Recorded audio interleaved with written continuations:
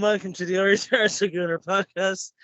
I'm your host, as always, Jonathan Giles. I'm joined by my show regulars, Shane Hanley, Carl Osborne, better known as Ozzy, and Craig Smith, the return of the Mac himself. How are you, Lance?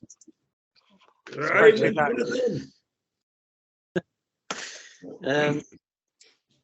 Apologies for the delay in recording tonight.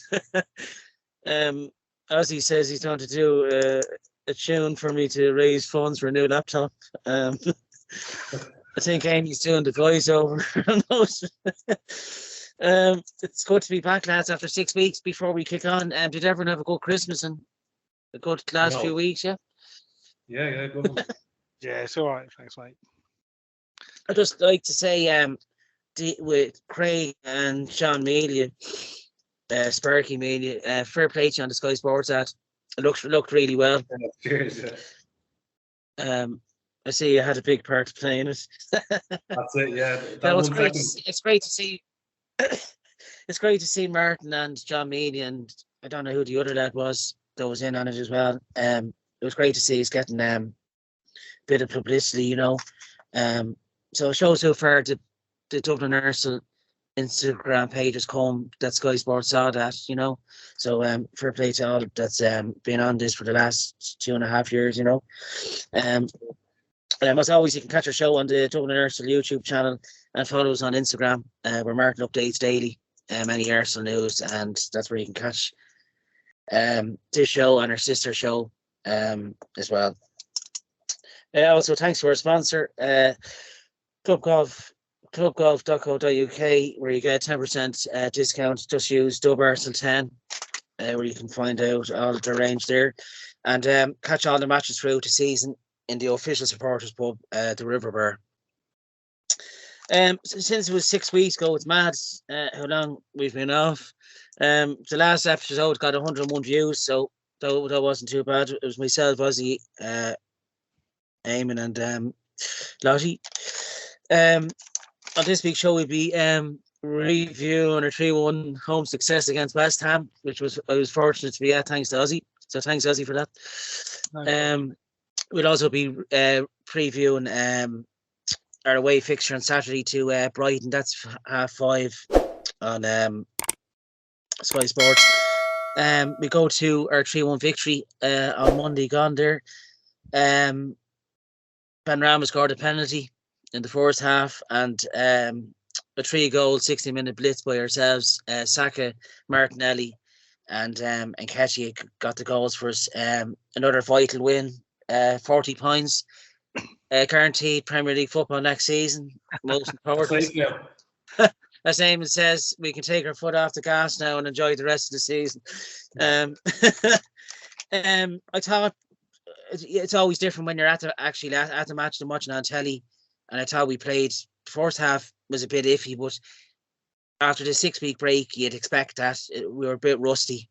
But I thought the second half comeback after going down that penalty,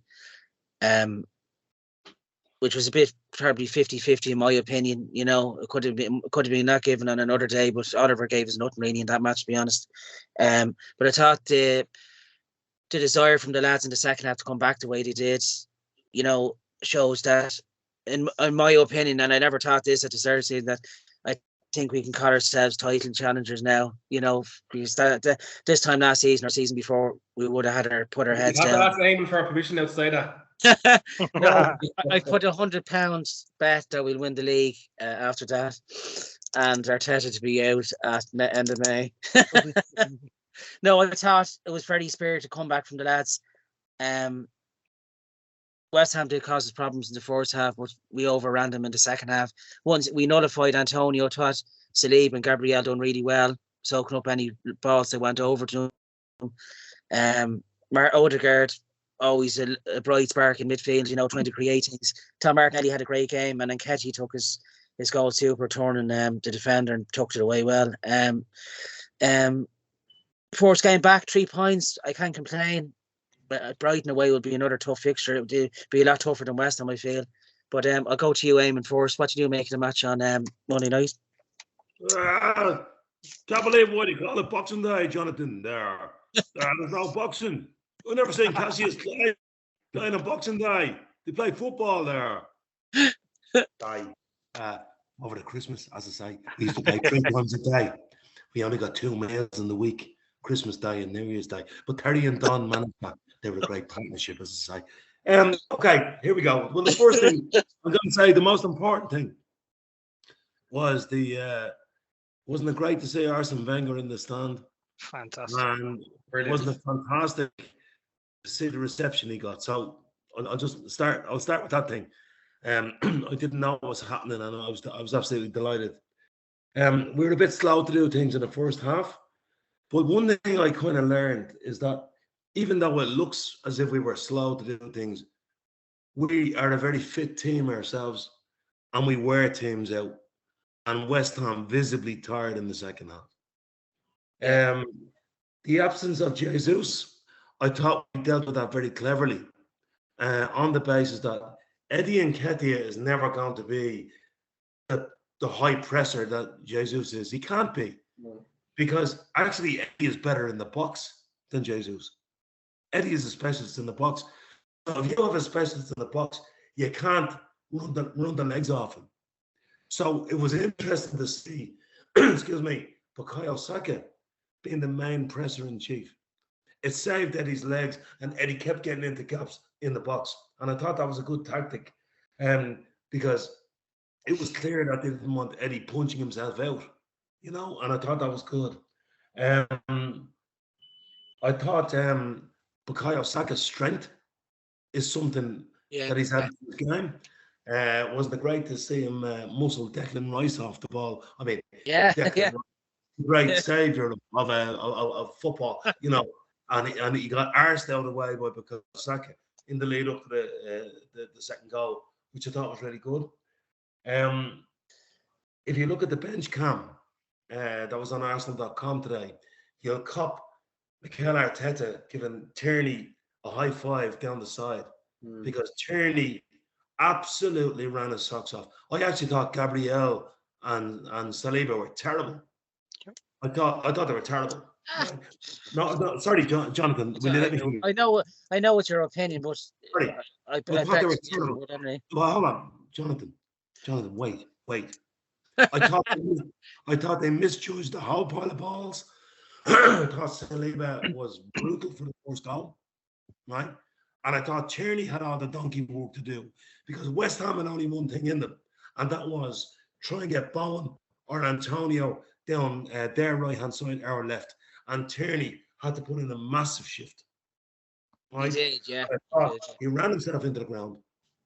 And I thought he came off after 66 minutes empty. Right? Yeah.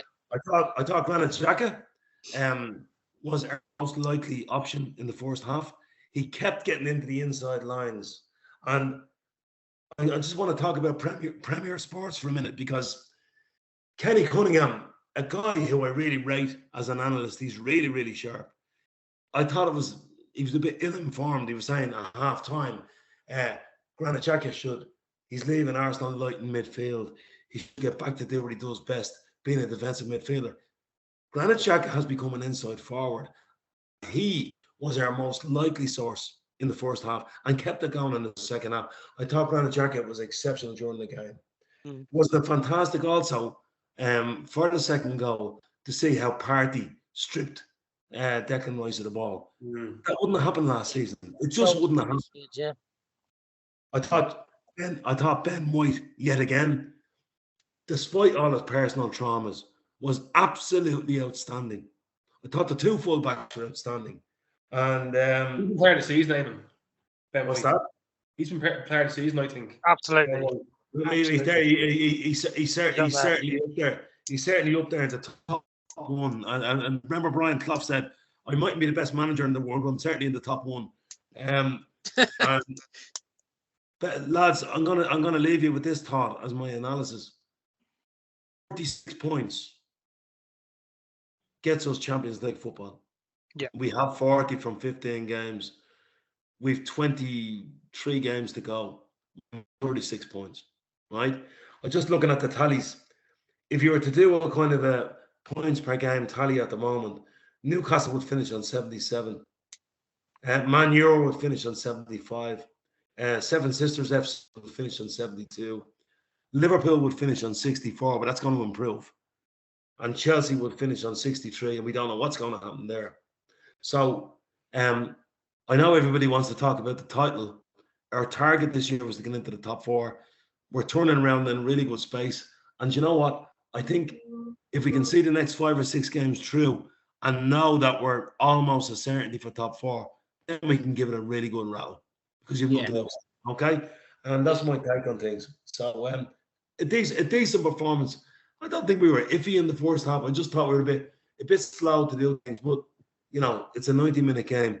But I've noticed with us lately, and I'll finish on this, we absolutely wear teams out because we're zipping the ball around at a rate. Yeah, I agree with you there. We moved the ball. We moved the ball around so quick that West Ham couldn't deal with it. You know, it just tired them out. And the one thing I've seen at the 2 matches I've been at, Leicester back in August and West Ham there the other night, the players never stop going. You know, they're constantly at it for 90 minutes. No one player lets their head go down, you know, and that's the first time I've seen that in a long time. Even with Saka, you know, the way he used to get in the sulk and just say, look, give up. He doesn't now, you know, himself. My top party was brilliant the other night, though. He controlled that. He felt it really well. You know, he's becoming the player that we wanted him to become, Craig, how did you see the game on Monday? Yeah, as I mentioned, I thought first half it was a bit of a World Cup hangover, you know, the first 20-25 minutes were kind of slow, passing weren't just kind of quick as we normally would. I think kind of this year, within the first 15-20 minutes, we kind of nearly kill teams off because we start so quickly, especially like Saka, Martinelli. I thought this game, you know, West Ham, to be honest, they're not a great side this year.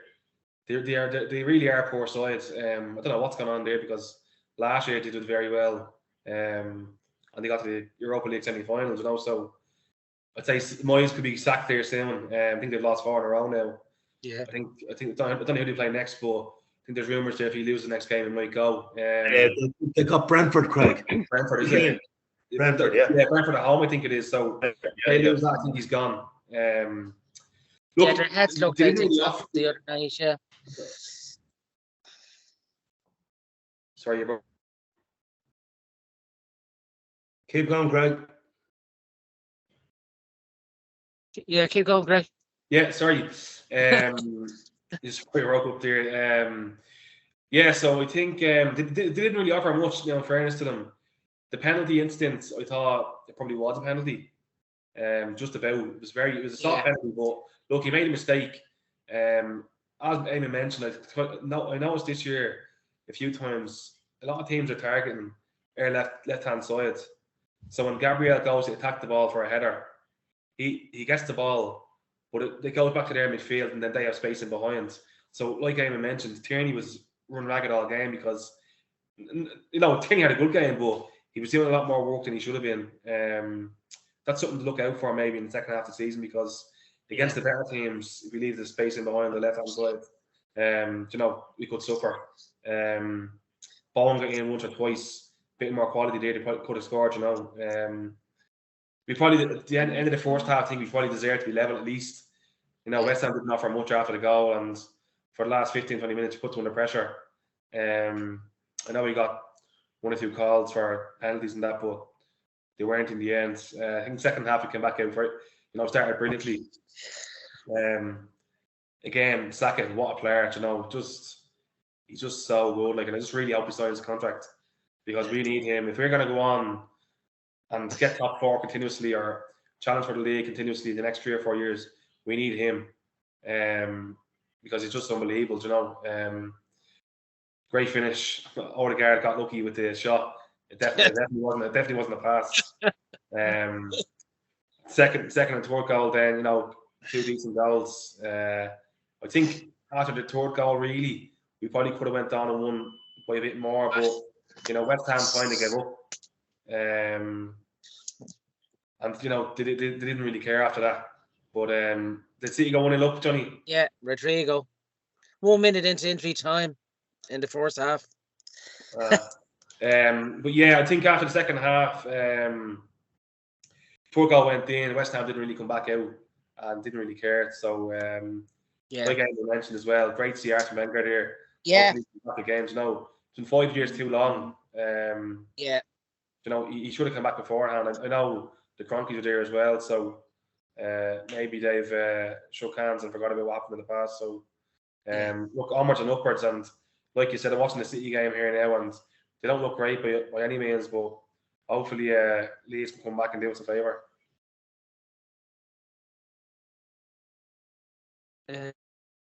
Yeah, I saw the Telegraph as well. Or a statue put in place for Wenger come season's end, I reckon, which is long overdue, to be honest, in my opinion. Yeah, fully deserved, I think we'd all agree. Karen, since you gave me your seat, I was lucky enough to enjoy the spectacle aside from the first half. What did you make of it from your armchair view? Yeah, well, I actually watched it with a West Ham fan, so I got great pleasure out of watching it. Oh, did I? Yeah, it was a West Ham fan. I'll tell you what, mate, you know, you're quite proud to watch it. The way we play football at the moment is fantastic. I'm going to start off by saying what Eamon and Craig have said about the World Cup hangover. I think this had an opportunity for his teams to have a bit of a reset.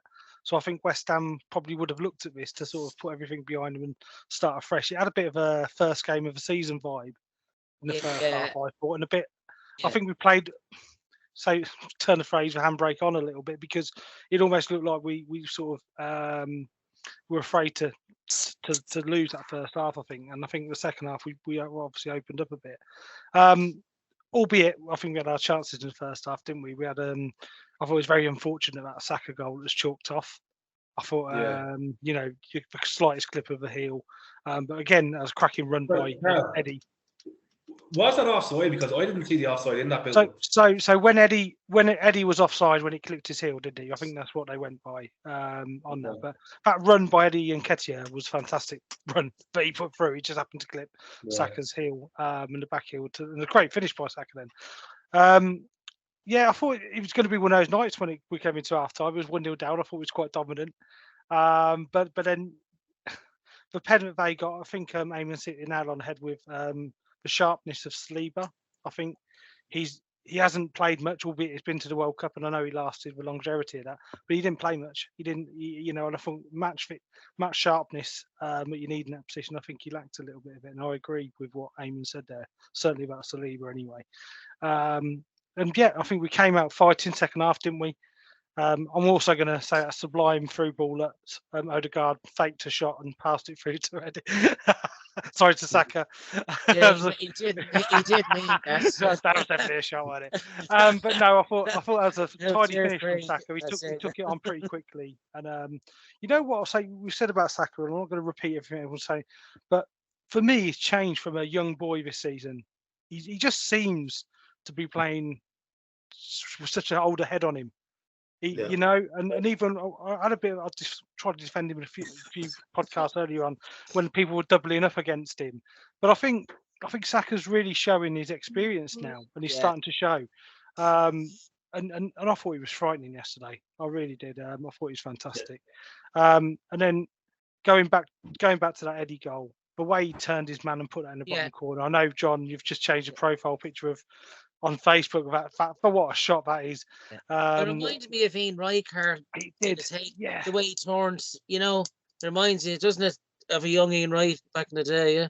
And I am going to doff my cap to Eamon because he's been singing Eddie's praises. He is different from Jesus, and that's something I want to sort of say about that, because our fan base needs to stop this meltdown with Jesus, because really, you know, I don't know who we think we're going to sign, who's going to come in and do the job that Jesus will, and then sit on the bench half the season when Jesus is back. Eddie is a perfect kind of guy we need up front. He's happy to sit on the bench. He's happy to come on, and you know, I don't. My personal view, and this is only purely my opinion, if we get anyone in, it should be a winger, because we've got opportunities to put Martinelli up front. And we're absolutely in there. So for me, like, our fans have got to stop this meltdown about Jesus, because Eddie is something different. Yes, he won't do that press, and like Eamon said, it was done by other players. And I think, you know, I'm looking to the future games we've got. I'm not going to look, not at Brighton, but I'm looking at the Newcastle game. I think that'll be a massive challenge to play against, in those sort of games where Eddie, being a striker, is going to have a difficult day, but it allows our other midfielders to come on. We've got an abundance of class in that final third. And the only argument, Carl, that I kind of have with Eddie is that, when push comes to shove last year, at the end of last season, he went missing against Spurs and Newcastle. So I'm really interested to see what happens in January now when we have Newcastle Spurs and United, because that's the games he needs to step up in. It's not against West Ham. Craig, let me tell you something. Arsenal will not be signing a striker. No, I don't think they will. No. I don't think they will, but if that Wenger comes in, I think Martinelli will. Now, hear me out now. Eddie Nketiah is what we have. And let me tell you something.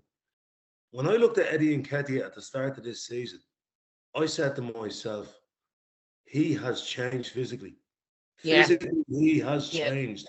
He is a much stronger boy than he was in those games against Spurs and Newcastle. And by the way, the whole team went missing against Newcastle. The whole team went missing against Newcastle.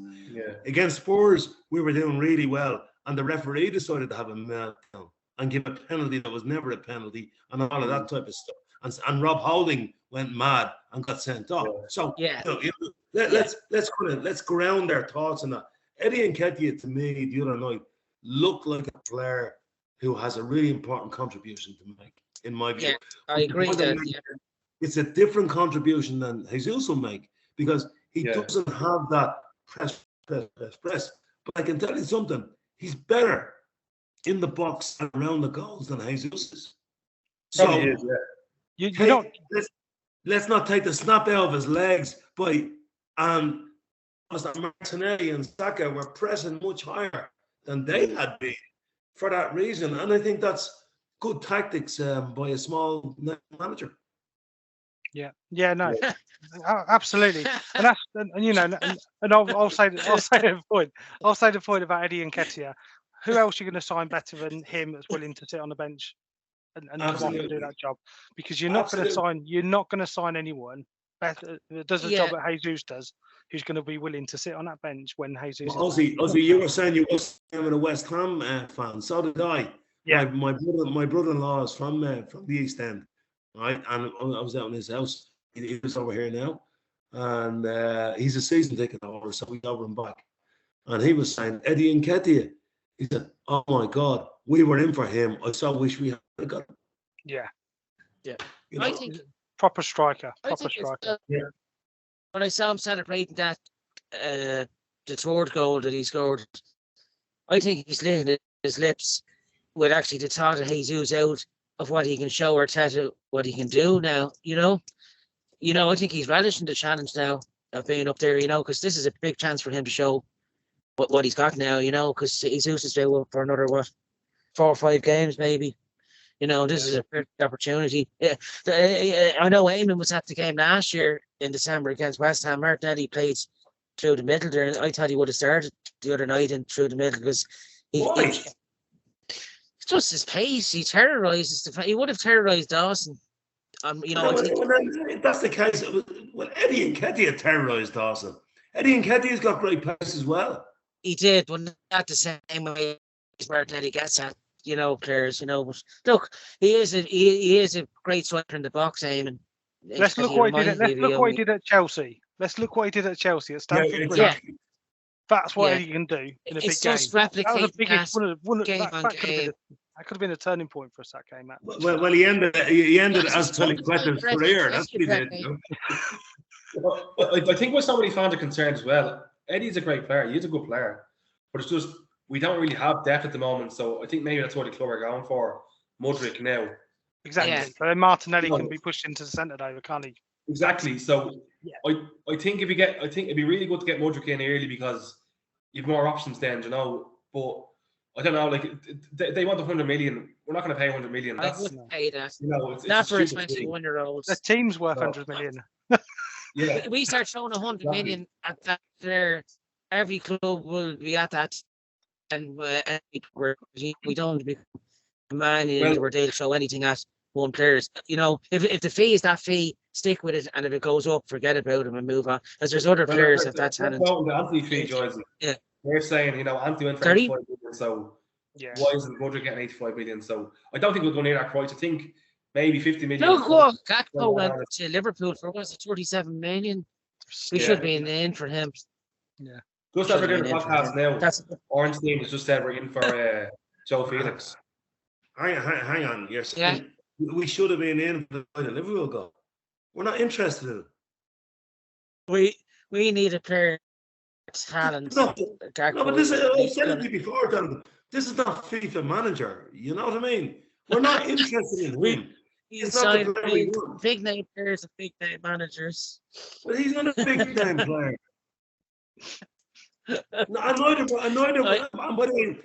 is Mudryk. Mudryk is not a big name player. That's what I'm saying. Nicolas Pepe wasn't a big name player. And we paid 72 million for him. And it was a disaster. And it wasn't on Arteta's head. It was on Raul Sanelli and his fucking his contract book. So we've got to be sensible about this. If we get this, just trust Eddie. Would you pay 85 million though, Eamon, for Mudryk? No. Right. Do you want Mudryk? No. I would if we could get him for a reasonable price, around 45 million, with that kind of potential, yeah, you'd go for it. But if it means, and I just took a note of this because I figured that question was going to come up, Craig. And I reckon Granit Xhaka and Thomas Partey, let me tell you about them too. Right? I was sitting down with my brother-in-law, London boy, West Ham boy, the other night, and we were talking about before the game what was going to happen. And he says, with those two in midfield, Xhaka and Partey, we're not going to be able to get for the ball. That's a West Ham fan saying that. And I'm thinking, both of them are 30 years of age. So if the Arsenal is not just about this season, and it's going to be about building, we're going to need to think about replacements in that area of the pitch. Yeah. Now, if you go and spend 100 million on some untried winger, and what you're doing is committing Harry Carey, right, in the transfer market, the same way as you would have committed Harry Carey with a failed Vlahovic. Who has done nothing to justify his price tag. Right? Yeah. If we could get the boy for a reasonable price, fantastic. He joins the long list. Aaron Ramsdale, Ben White, guys that we said we're willing to pay that money for them because we think they're that good and they're going to get better. And if it's on those terms, Craig, absolutely. But if it's on, let's push on and let him be the man to win us the title and spend 85 million. That's just blowing money. That's Man United style lunacy. Yeah. I think the links tonight from Orange team with Joe Felix are interesting because I think that's on a loan for 6 months. No obligation to buy or anything like that. So I think a player of his stature could come in and do very well at Arsenal for 6 months. Do you know? Yeah, he's still young, isn't he? Yeah, he's still young as well. It's between us and United, apparently. So it'll be interesting to see what happens there.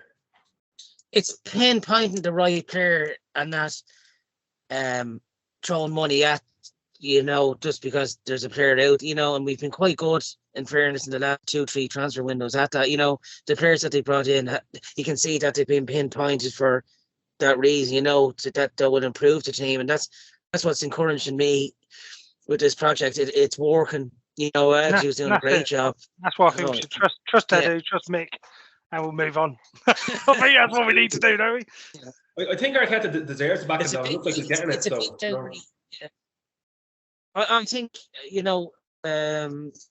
January is Newcastle, Spurs and United. It's a big month, but when you look at February and March, you really start dreaming that it could come home, You missed Oxford. I hope. Fuck Oxford. I'm actually more worried about Brighton. I prefer the team to go to Oxford University and brush up on their history instead of going to play that match that night. You get a history lesson. It's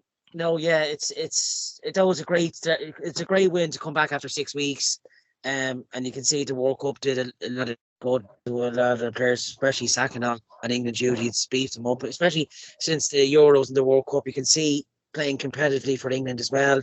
It's maturing them as well beyond his years already. I suppose I give my man of the match to Thomas Partey. I thought he played brilliant on my night. He really controlled that midfield. And sprayed the few passes went amiss. He chose the wrong pass the odd time, but compared to the last couple of seasons, he hasn't put a foot wrong for me this season, really. Eamon, who was your man of the match on Monday? Well, I mean, all of the talk was about Martin Odegaard. I thought he was brilliant, fantastic. But to me, once again, I'm going to say Granite Chicken, because I just thought when we couldn't really break them down, I mean, the amount of things that almost came off that he was on the end of, and I thought he gave a fantastic performance. And the weight of the pass to Martinelli for the second goal invited Martinelli to do what he did. And for that reason, I'm going with Granit Xhaka. Yeah. Craig, your man of the match? Yeah, man of the match, I think, has to go to Martin Odegaard. It's just, as Eamon was saying, he got a lot of plaudits, but he controlled this game. He's been brilliant all season, and I think since we signed him permanently from Real Madrid, he's just been brilliant. He leads by example. He looks like a good choice as captain this year, because some of the captains we've had over the last few years have been abysmal, to say the least. I just think Odegaard's a very professional, pro, and he's probably not a big talker, but he does his talking on the pitch. So I thought he had a great game. I just think he's gone up another level since we got him from Madrid since last year. I just think he's had a very good season. Carl, who was your man of the match? I'm going to have to go with Craig, Martin Odegaard, but he was closely followed by Saka, in my opinion, just for how frightening he was every time he got the ball. But yeah, Odegaard, for me, he pulled all the strings. Fantastic. And maybe that assist on Saka's just tipped it for me. Magical fake shot, stroke, through ball. Fantastic. It's when you slip on PlayStation, isn't it? You hit a triangle instead of... Carl, just before we leave that, just to mention Bukayo Saka. I was saying to friends over the Christmas, I said, I can't ever remember since Liam Brady or Dennis Bergkamp a hum around the stadium every time that guy gets the ball with his feet. Now, I got to a lot of games, not as many as yourself, but quite a lot, And every time the ball arrives at his feet, even if he's in a non-threatening position, the stadium starts to hum. And that is the sign of a great player. We're lucky. We're lucky to have him. And by the way, and he will sign the contract. Who's he on? Like, unless Man City come in and pay. Who would you go to? Yeah. Who would he sign for? We're the team on the way up. I think, we're not a selling club anymore. There's no reason for that, that's the thing. Yeah, like he's got everything there, hasn't he? Like he's got the support of everyone. Like he'd be mad to leave. The word is that to be honest, his head isn't turned by money, neither. He's one of these players himself. He's that kind of boy yet, I don't think. Well, the word is that Martinelli and himself are going to be put on 200 grand a week contracts. They absolutely deserve it. They deserve it. Absolutely. Yeah, 100%. Yeah. They're going to be worldies, and there are worldies. Yeah. You know what I mean? I just hope for leave a season. Aubameyang was on 350 grand a week. Yeah. Can't even get Yeah. Saka's deal is just I think the agent is awkward to deal with. I think he used to be Sterling's agent. Do you remember when he was going to sign for Liverpool and he left in the end? So I think he's probably an awkward fella to deal with. But look, he deserves all the money he can get because he's their best player. He does, yeah. And to be honest, in my opinion, after the penalty miss in the final in the Euros, to come back even stronger. So I think that's a big part of Saka, though, isn't it? That miss. I think that's helped him grow, if I'm honest. It really has. The way he's responded to that, fantastic. He doesn't let his head go down, even if he has a bad performance. Arteta seems to lift the lads a lot as well, doesn't he? Like a lot has to be played on Arteta as well. You saw that halftime team talk really worked because he came out with a different team. Forget about that first half, lads. This is a new 45 minutes. Go out and show the fans what you're made of. A few words here and there don't go amiss. I think all that team talk stuff is from Roy the Rovers comics. Like, I mean, players know what it does mean a they're lot. trying all week. It does The mean a manager lot. doesn't get them in and say, lads, we have to do it. That doesn't, like people used to say, does, what did Wenger say at halftime? Nothing. Just relax. We need know a what we're big doing here. manager. We know what we're as Declan Rice and David Moyes both said, that team is so well coached. You don't need a halftime team talk other than to say, listen, we might be short one or two in the middle at times when they have spaces, but it's not. Come on, lads, those days are gone. They're the days of the 1970s. They're gone. The hairdryer treatment, that's all gone. In fact, no, I don't have hair, so I mean, how can I have a hairdryer? And when I don't have hair, do you know what it is, Carl? So frustrating, Deirdre. I've really missed missed that. that. I've missed that, mate. I'll last tell 6 you. weeks. I could have done with that on the England-France night, if I'm honest. Anyway, Jonathan, Let nothing be said. Let nothing be said about that, Carl. I'm not going to say anything. No, I'm over it now. There was a lot of tears shed here for that. I'll bet.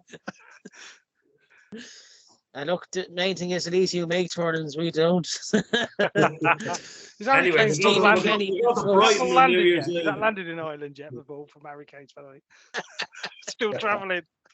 So frustrating, Steve.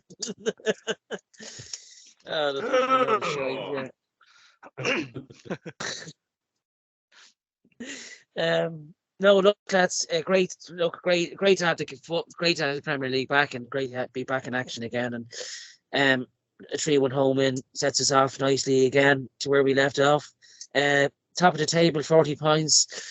7 clear of Newcastle in second, and 8 clear of City. By the looks, it's probably going to be 5 clear of them. We move on to Brighton away on Saturday. 5:30 kickoff. My own last year's game at Brighton was 0-0, wasn't it? Rain soaked. At the Amex. We had our chances in that game probably to win it by the odd goal here and there, but it just didn't happen for us. No, we won. We won at Brighton last year. No, 0-0. It's last October. Remember in that rain soaked, that was lashing rain. Yes, actually, I remember that. Yeah. We haven't won there in a couple of years, actually. We lost in the restart as well, didn't we? Nick Mopey scored in the last minute, I think. And we lost at home as well last season to them. There are only 2 chances they scored, I think. They lie 7 themselves on 24 points. They're not doing bad under that lad. Serbi, is that his name? The Italian guy. I don't know. I don't want to predict any more results till May, till the title's wrapped up. No, I can see a 2-0 home away victory here. I think we'll have too much for them. Ben White going back to Brighton as well, probably score a screamer. I'll go to you, Craig. Yeah. How do you see the game going Saturday? Yeah, look, I'm cautiously optimistic. It's a tricky game, Brighton away. You don't know what you're going to get from Brighton sometimes. I think they've been very good this year. I think they kind of just carried on doing well this year, even though Potter left. I think Desarbi's a decent manager. I think he used to be Shakhtar manager as well. He done well with them in the Champions League. So it's a very hard game to predict. They're a very good side, Brighton. They pass the ball around and they play a bit of football. The few good players. The only kind of plus is that the likes of McAllister and that. I'm not sure if he'll be back yet because of winning with Argentina. Yeah. So Man City just went 2-0 up there. That's Haaland. Who? Haaland. Yeah. Never heard of him. But yeah, it's going to be 5 points. 5 points clear though. But sorry, back to the Brighton game. I think it's a game we should be winning, but if we were to draw, it wouldn't surprise me either. I think they are a very good side, Brighton, and we can't underestimate them. The likes of Pascal Gross, Solly March. I think they've been an Asian lad, I don't know his name, but he's done very well since joining them. The only plus is that they're missing Moses Caicedo. Yeah, he's good, isn't he? He's a very good player, and he's out. He's suspended. He got his fifth yellow card today.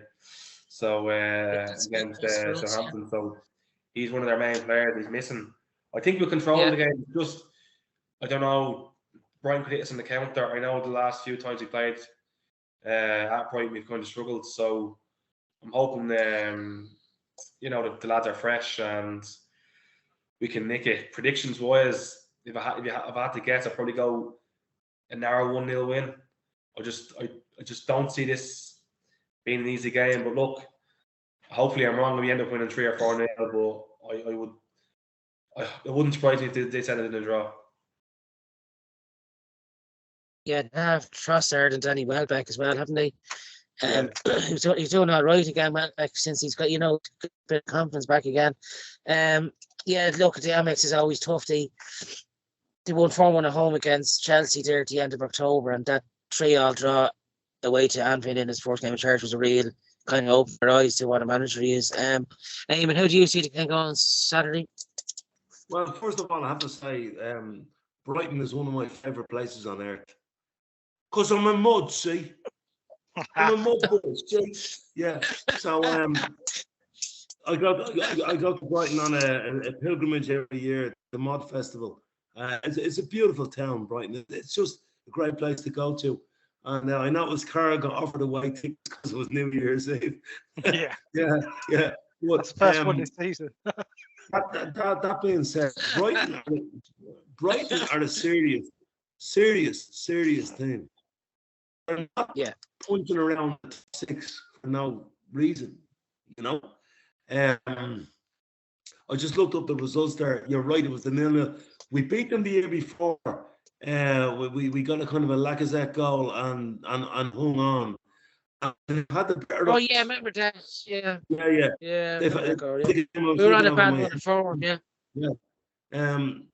I'm getting like Victor Meldrew. I don't believe it.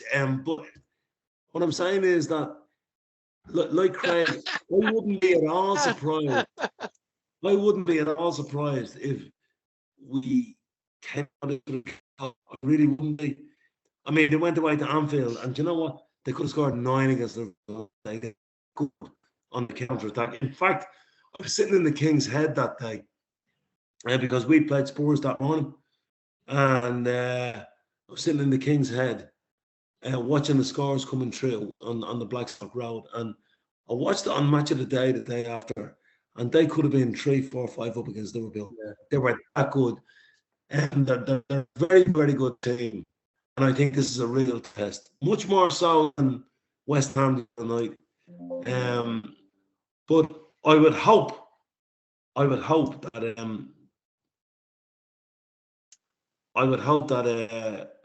we come out of it with maybe a bit of a waxy 1-0 win, you know.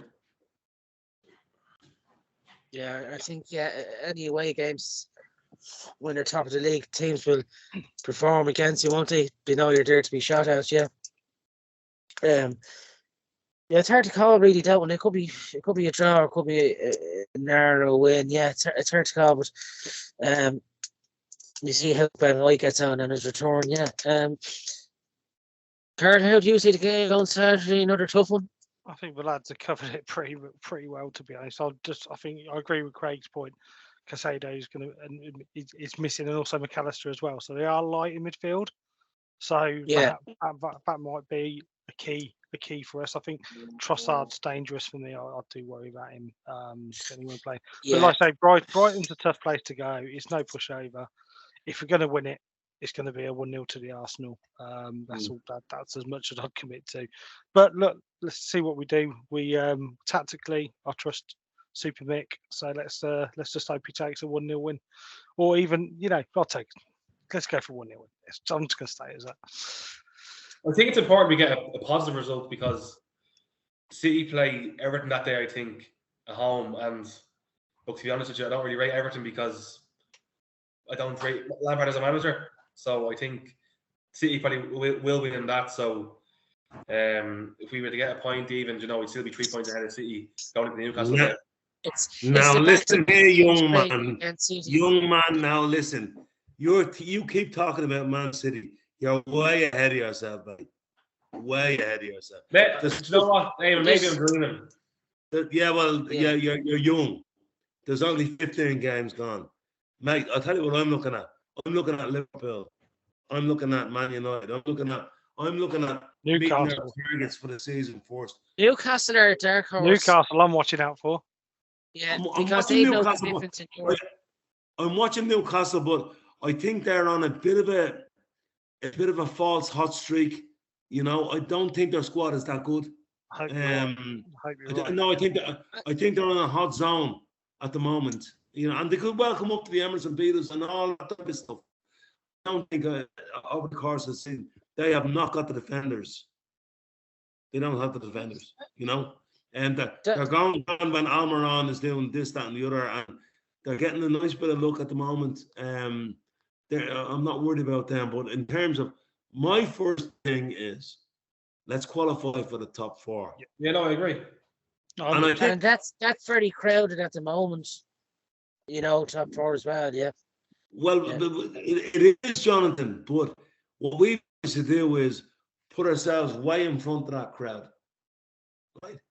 And what I'm saying to you is, if we get 36 points out of 23 games, we're in the Champions League next year, right? And I think it's eminently doable, right? Yeah, you were saying, Eamon, it is. Yeah. I think we will have a blip at some stage.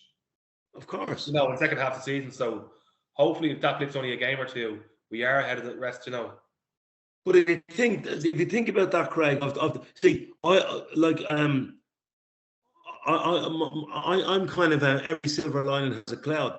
So if you have a blip, if you need 36 points from 23 games, right, you can actually afford. Just think about this, right?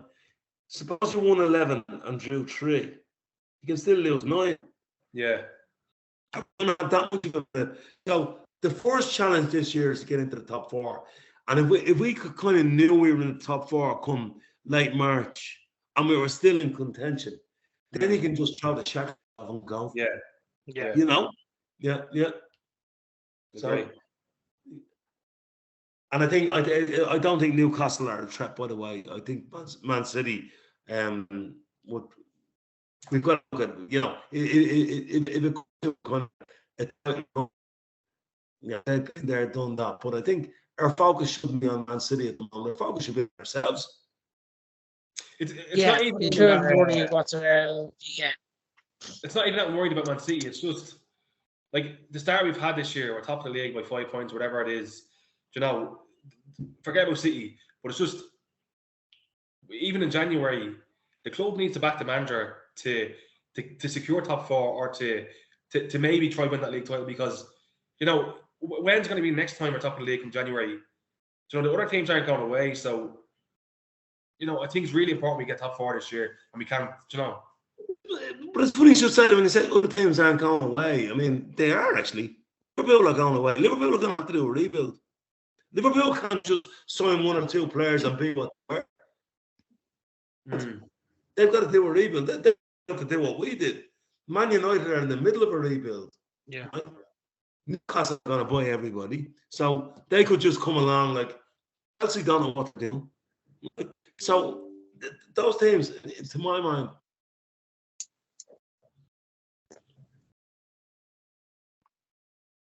Yeah. I've lost me. Yeah, I do agree with Eamon. Yeah, it's don't worry what's around you. I think that's what the players are doing, aren't they? You never get a chance like that again. You know, being top in January. You know, we just had a freak. That's it. What the point I'm trying to make is that like where we are now, top of the league.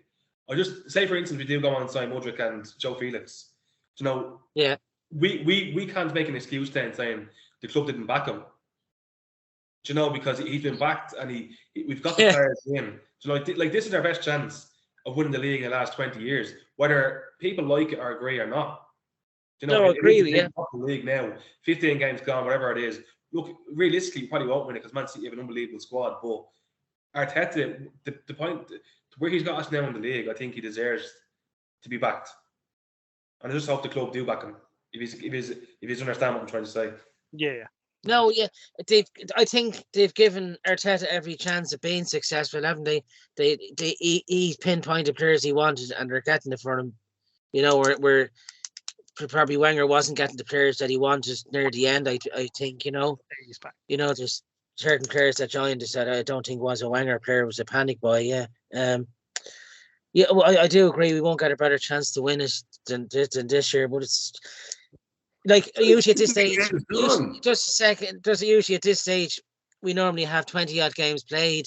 You know, we're 5 short of what normally is played at this time of the season. So you know, it's as Eamon said, it's a very long way to go. Let's just enjoy it. Let's just enjoy it. That's enjoy the moment. Yeah, enjoy the moment. Yeah. It's the back-to-back games against City will define it. I think, in my opinion, you know, and we're well capable of beating City as well. We showed that on New Year's Day last year when we got. I don't think we should have really won that. Being honest, you know, we really came out at that day and showed City what we were about. You know, so we can do it again in February. Really, you know, we're not playing in February, isn't it? That game, 14th or 15th, it's on. You know, Carl, how do you see the game going? Have I asked you? Yeah, I've already said, mate, 1-0 to the Arsenal. And it's 3-0 to City now. Yeah, I know. Eamon wants Arteta out after Saturday. No, it's take every game as it comes, lads. You know, that's all we can do now. Enjoy it. Just enjoy it. Is there any other transfer talk that you've heard about, lads, aside from Felix and Mudryk? Or no, not I'm aware of anyway. Just a Joe Felix. It's still December. I don't think we need City, to. that's Cannon again. Jesus, Leeds are brutal. Absolute. Right. I think Marsh is on his way out. Just for Carl, I don't think we need to Mudryk over transfer talk. Oh God! You're actually, that's it. You're fired. Been a highlight for me. Next World Cup, mate, I'm just going to phone you up a couple of times a week if that's all right. Just. By the way, I'm over for the Man United game and wait for a point. Yeah. Oh, so awesome. So am I, Ozzy. I'll see you there. Oh, that'd be brilliant. Yeah, that'd be good. Yeah, go myself. Yeah. Yeah, perfect. Please for a point. That's a Sunday game, isn't it? 4:30. 4:30, yeah. Yeah. You saying tonight, Eamon? Yeah. Yeah, same as. I'm in the area. Try book the Monday off, Ozzy. Oh, good lad. Yeah. Good lad. I think I might need to. Yeah, as it stands, lads, City are winning 3-0 away to City, so it's all in it. By the time this podcast goes out, we'll be talking about the Leeds 4-3 comeback. There is no Mark Viduka, certainly current. No, I'd like to thank the lads tonight, Craig, Karen, Eamon, as always. Pleasure. I'd like to dedicate this show to the charity here in Ireland called Aware. They do it over the month of December for depression and bipolar disorder. You know, I just thought I'd give it a shout out, you know, with everything what's going on with cost of living and people's struggles and all. So I thought I'd mention that. Aware.ie if you'd like to donate anything for that. Yeah, we'll be back next week as always for the Brighton review and the Newcastle preview. That's next Tuesday. We're playing Newcastle. So until then, thanks to the lads, and we'll see you next week. Cheers, Cheers, lads. Come on, you guys. Yeah,